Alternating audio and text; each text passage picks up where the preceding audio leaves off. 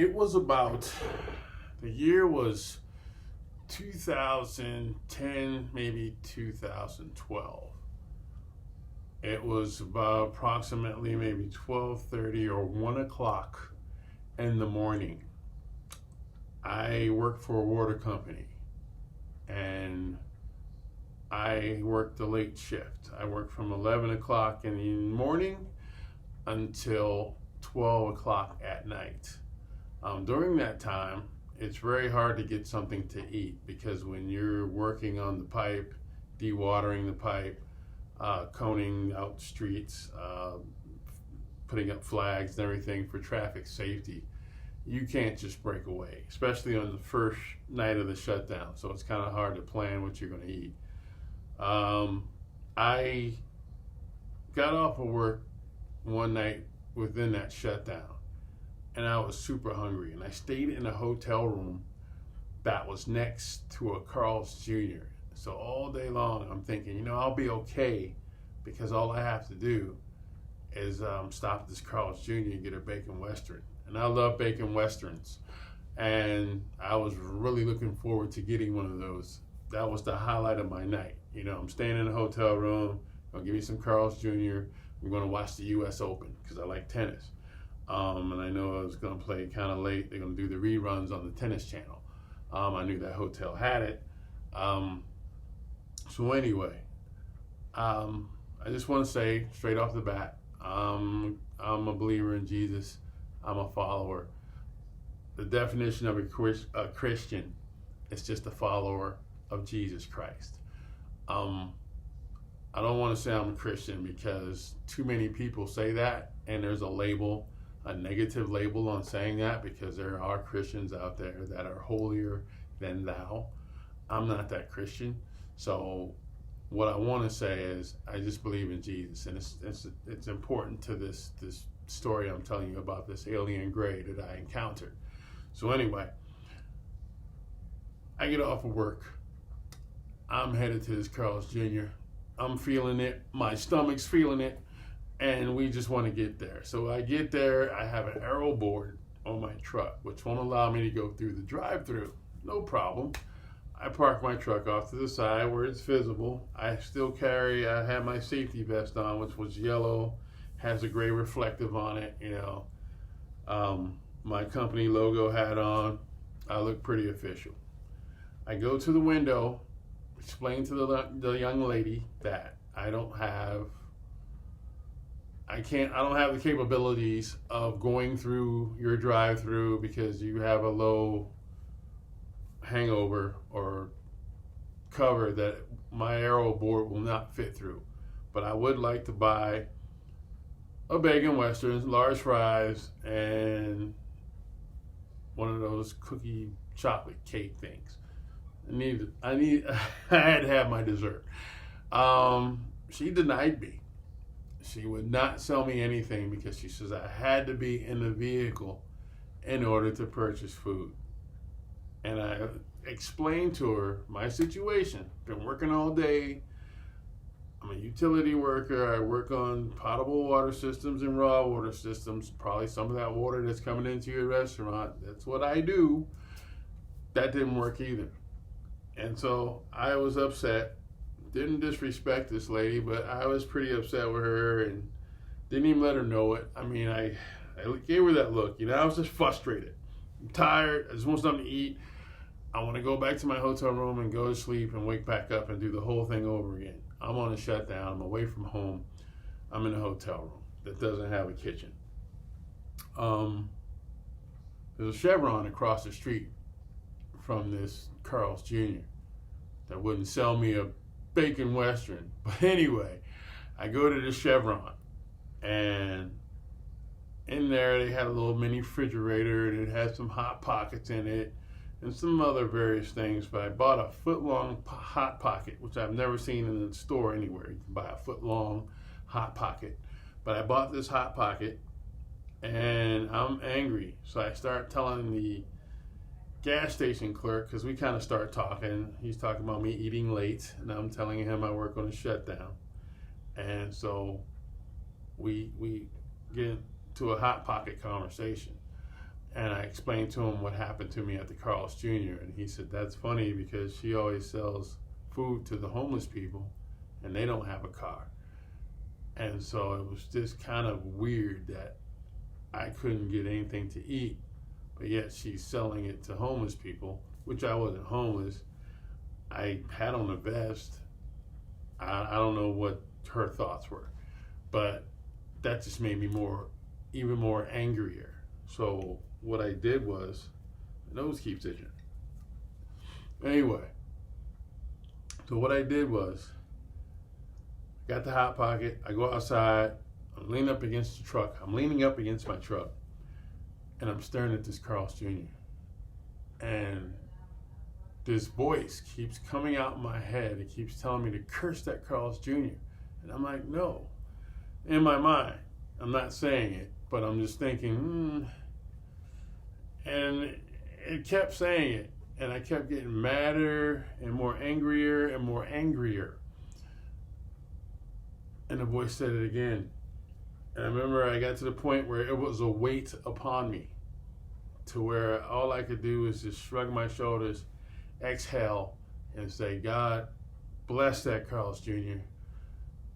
Bless that woman that's in there. Let them be a little more humble and practice customer service. Not everybody is a thief or up to no good. I don't know why I couldn't get anything to eat. Maybe she got robbed by a homeless person and now it's like, no, all bets are off. Who knows? But saying that broke me. It made me cry because I was so upset. But it made the anger come out in tears, which was a good thing. So I get in the truck. I drive around to the hotel room. I take my Hot Pocket up there. I'm laying on the bed. I eat my Hot Pocket. I'm watching Djokovic play Federer. And it was like, I want to say 30-15. Djokovic is serving. And he's just about to serve the ball. Anybody that's watched Novak Djokovic play tennis, he bounces a lot. So I'm watching him bounce. He just gets into the serve. I close my eyes, and right underneath the TV set, it was on some type of nightstand. There's this little alien gray, and he's sitting with his hands on his knees, and his legs are folded. And he's got this little head, and he's got these black eyes that kind of went like this. And it intrigued me when I saw him, because I was like, wow, what was that? You know, and the next thing you know, I'm in like a, kind of like this screen right now. I got this special effect on it. But it was kind of like sketched like that, but it was pastel in color. It was real cartoonish. And I'm in this bubble, and I'm floating across this bed. And I'm looking at the bed, and I'm looking, and all I could see at the edge of this bubble was this alien gray, who was also now kind of pastel-y colored, cartoonish. And all I could see was his eyes from this bubble. So he's at the edge of this bubble, and he's carrying this thing that I'm in, like a saucer bubble deal, but I'm in it, and all I can see is this. And I remember all I could say was, Jesus, I think I got a problem. But my mind was still trying to wrap around the fact that this can't be happening. I gotta be dreaming. No. You know, I'm like, no. My mind wouldn't accept what was going on, but I realized even though I wouldn't accept it, it was happening. And I kept going across the room until I basically was off the bed and I'm looking at the floor inside this bubble, not able to move, just looking at this thing carrying me across the carpet. And when I realized that this was happening, that's when I screamed out, Jesus, I got a problem. And when I said that, I could see my body stretching. It was weird. And I stretched to the point where the bubble popped. Once the bubble popped, I was back on the bed, and Djokovic just took the ball and was serving it. And I said, whoa. Let's think about this. I was watching that game.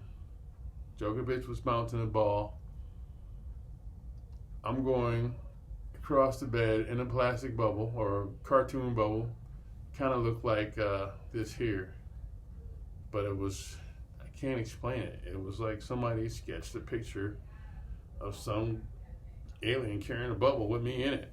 It was cartoonish, but it was happening, and that thing popped, and I'm laying on the bed. Tennis match didn't program. You know, if you fall asleep and you're dreaming and you wake up, usually you get a whole different TV program, or you miss 10, 15 minutes, or you miss 5 minutes, or 2 minutes, or maybe even 40 seconds. I don't know, not 40 seconds, but what I'm saying is I realized that that was real. It happened. And at that point, I realized that, you know, I wonder if whatever that was wanted me to get mad at the Carl's Jr., curse the Carl's Jr., so I wouldn't feel justified to call Jesus. Or maybe Jesus wouldn't hear me. I just try to put the two together. Like, that's funny that I was that angry. I hear this voice telling me to do something bad, which curse somebody. You know, you're supposed to bless those that curse you, right? According to the Bible.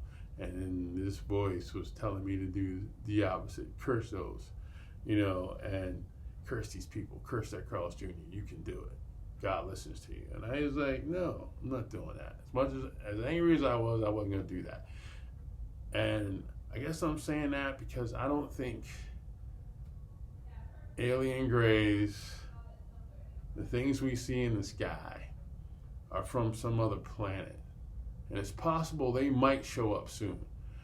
I don't know what's going to show up, but the Vatican and the government, they're hiding something. And you're going to think these things are your creators, and they're not. They're the fallen ones. And that thing I saw, I believe it now because I've seen more videos. I've seen footage of people filming things that just don't equate. I couldn't film that thing, but I'll tell you, man, it was there. It was real. I wasn't dreaming. And I just had to share that. And I think it's the most craziest story I've ever told. But it's not a story. It's a factual event that actually happened. And because it happened, I haven't told but maybe a handful of people this story, because people that are really close to me that know I'm not crazy. But I can't tell everybody this story. I don't think I've ever told my wife this story because she just wouldn't believe it. But bottom line is, it happened. I know it happened. And I don't really concentrate on aliens, you know, and the fact that I see an alien gray in my house, it's not like I watch UFO videos or you know, Close Encounters of the Third Kind or anything like that. But I saw something, and I looked up abductions after that video, and I ran across a video. There was this guy, and he was part of the Smithsonian Institute, and it was a group called CE4. God, I wish I could remember his name right now.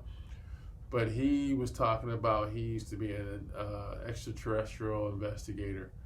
And he said that he had to stop because he realized there was something wrong with the whole investigation. And he come to find out that he was investigating these aliens. And he found out they were demons. He was sitting there one day, and I'm really cutting the story short. It's longer than that. But, you know, he ended up being a Christian because he was an atheist at first. And then he ended up being a Christian, and then God showed him these demons. And then God showed him that he had the evidence within his video collection of what they were. And God said, you know, you need to see something. And, you know, he didn't want to go back to interviewing people about alien abductions. And, well, he kept asking God. He said, you got to give me something. That's what he said. You got to give me something.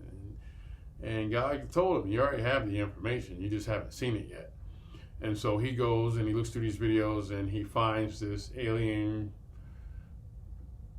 video where this guy says he's being abducted, and he's on his couch, kind of like in that state of where you feel paralyzed, but you can't move, but you know you're not asleep, and you know you're not awake. Well, you know you're awake because you see everything, but you can't do anything. And he says that they were just about to shove some stick up his butt. And this guy says, I just became a Christian. and all I could do was call out the name of Jesus, and everything stopped. And that freaked me out when I saw that, because that's exactly what happened to me. And this guy who does these CE4 videos, or he did this video, I wish I could find it. They probably taken it off. Back in those days, they had videos about everything: the Illuminati, Satan, and just the devil worshippers. And YouTube has cut down a lot on those videos. But this guy, look up Close Encounters of the Fourth Kind of Alien Abduction. And there's this guy. I wish I had his name. I'll probably leave it in the comments if I find it, or I'll leave a link to his video if I find that. But it's just confirmation of what I went through was real, because somebody explained exactly what I went through. Now, I didn't get to the ship or wherever they were to get probed and plucked, and I was able to stay in that hotel room by calling on the name of Jesus. And that just amazed me that I found that. That's like God wanted me to find that. I went through that for that reason. And I thank God that I didn't curse that Carl's Jr. And they sell Beyond Burgers now. So I'm vegetarian too. So, but every now and then I go there, but I'd rather just eat at home. It's safer. Just the grease, they're cooking regular burgers. I'm sure they don't just use Beyond Burger grease. Anyway, that being said, I wanted to share that story. I had to get it off my chest. I've been holding it for years. I needed to get that out. If it helps anybody, or if anybody has any similar experiences, please leave a comment, click a like. I do a video every now and then. I'm not one of those that needs a lot of likes or a lot of credit or viewers, but I got a plethora of videos on this page. So God bless you all.